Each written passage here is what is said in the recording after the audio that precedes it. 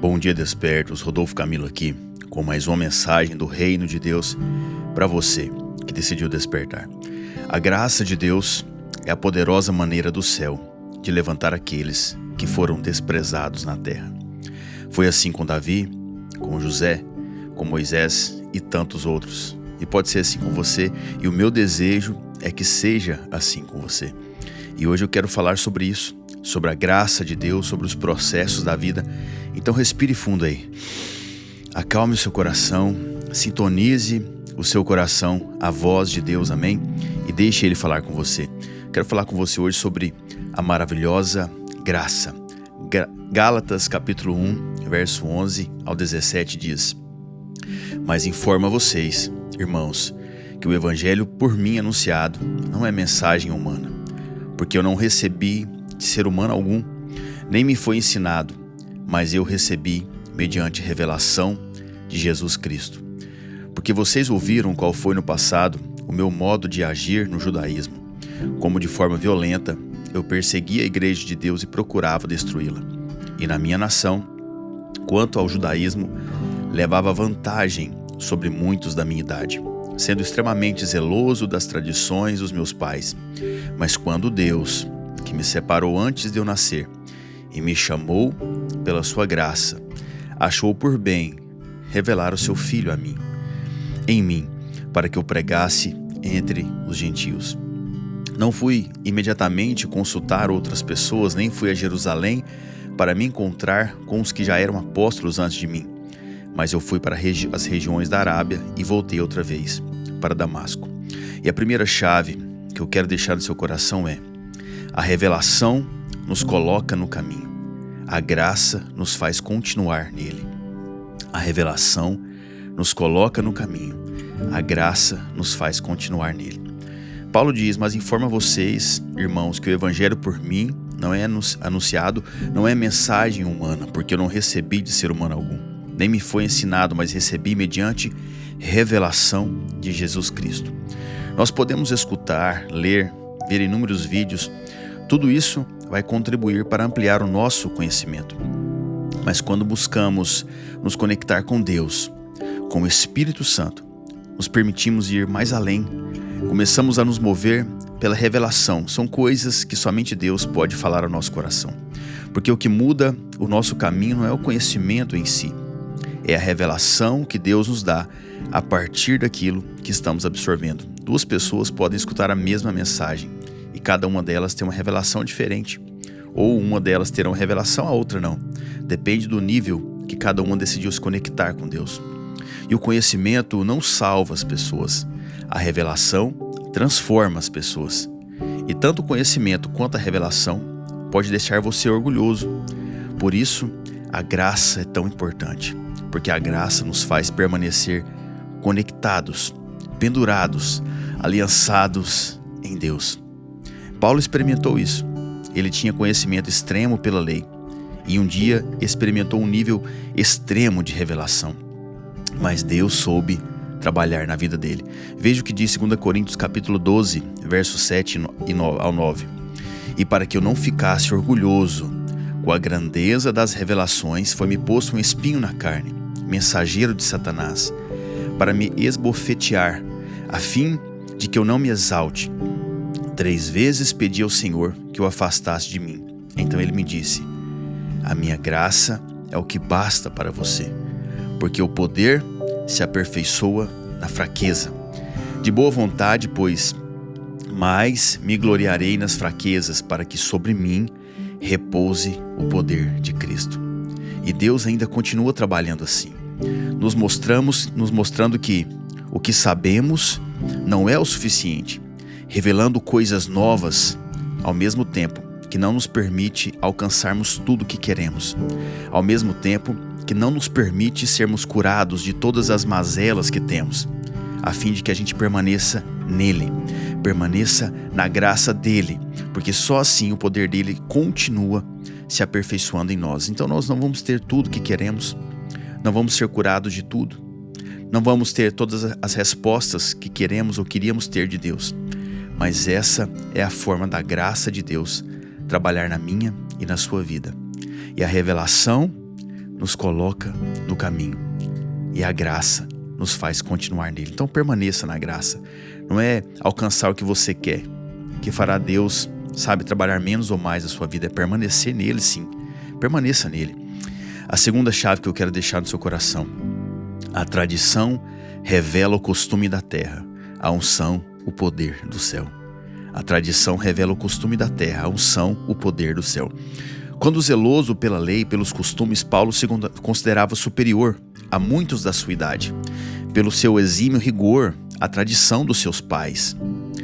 Mas você não vai ver Paulo se gabando de vivenciar, experienciar sinais, prodígios, milagres, por ter seguido tão à risca os costumes da lei. Pelo contrário, ele destaca que no tempo de rigor do costume, ele era um verdadeiro perseguidor daqueles que não tinham o mesmo zelo pela lei que ele seguia. Atos capítulo 22, verso 3 e 4, ele diz: Eu sou judeu, nasci em Tarso da Cilícia, mas fui criado nessa cidade e aqui fui instruído aos pés de Gamaliel, segundo o rigor da lei dos nossos antepassados.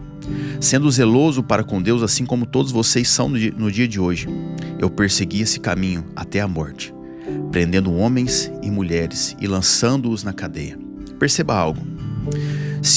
Paulo era zeloso, ele dizia isso. E se o zelo pelas coisas de Deus não gera compaixão pelas pessoas, a nossa santidade não passa de orgulho religioso. Se o zelo pelas coisas de Deus não gera em nós compaixão pelas pessoas, a nossa santidade não passa de orgulho religioso. E é isso que a falta da graça faz em nossas vidas. Sem a graça não refletimos o céu. Sem a graça nos limitamos à tradição dos homens. O zelo que Jesus teve pela casa de Deus fez ele quebrar as mesas e expulsar os cambistas do templo, mas fez também ele curar os cegos e os coxos no pátio do templo, no mesmo dia, porque Jesus olhava para as pessoas e via nelas uma forma do céu se manifestar na terra. Paulo viveu na tradição, mas um dia experimentou a unção. E isso só foi capaz depois da graça de Deus se revelar a ele. E na graça, na unção, ele viu coisas que jamais havia visto em toda a sua vida de rigor e zelo pela lei. Ele viu cadeias sendo quebradas ao som de louvores e oração. Ele viu demônios serem expulsos, viu pessoas serem curadas, viu mortos sendo ressuscitados. O poder de Deus era tão grande na vida dele, que até as peças da roupa dele que ele usava refletiam a unção que carregava. Como assim, Rodolfo? Atos capítulo 19, verso 11 e 12. Deus, pelas mãos de Paulo, fazia milagres extraordinários, a ponto de levarem aos enfermos lenços e aventais o seu uso pessoal, diante dos quais as enfermidades fugiam de suas vítimas e os espíritos malignos se retiravam. Entende isso? E Deus nos quer vivendo nessa unção, nesse nível de unção, não na tradição, porque a tradição revela o costume da terra e a unção revela o poder do céu. O meu desejo é que eu e você, que a gente consiga viver esse nível de unção. Nós já experimentamos vários milagres, só que nós precisamos ir mais além. E isso é possível se nos conectarmos diariamente na graça de Deus. E aí entramos na terceira chave. Terceira chave, a graça nos conecta ao trono. Paulo disse: mas quando Deus, que me separou antes de eu nascer, me chamou pela sua graça, achou por bem revelar seu Filho em mim, para que eu pregasse entre os gentios, não fui imediatamente consultar outras pessoas, nem fui a Jerusalém para me encontrar com os que já eram apóstolos antes de mim. Veja, Paulo entendeu que havia sido separado antes mesmo de nascer. Entendeu também que em uma hora foi chamado pela graça. Houve um convite. E quando isso aconteceu, ele entendeu que aquela hora, aquele momento, iria requerer dele um novo posicionamento. Ele havia entendido que o convite da graça estava conectando ele agora diretamente ao trono de Deus, sem mediadores.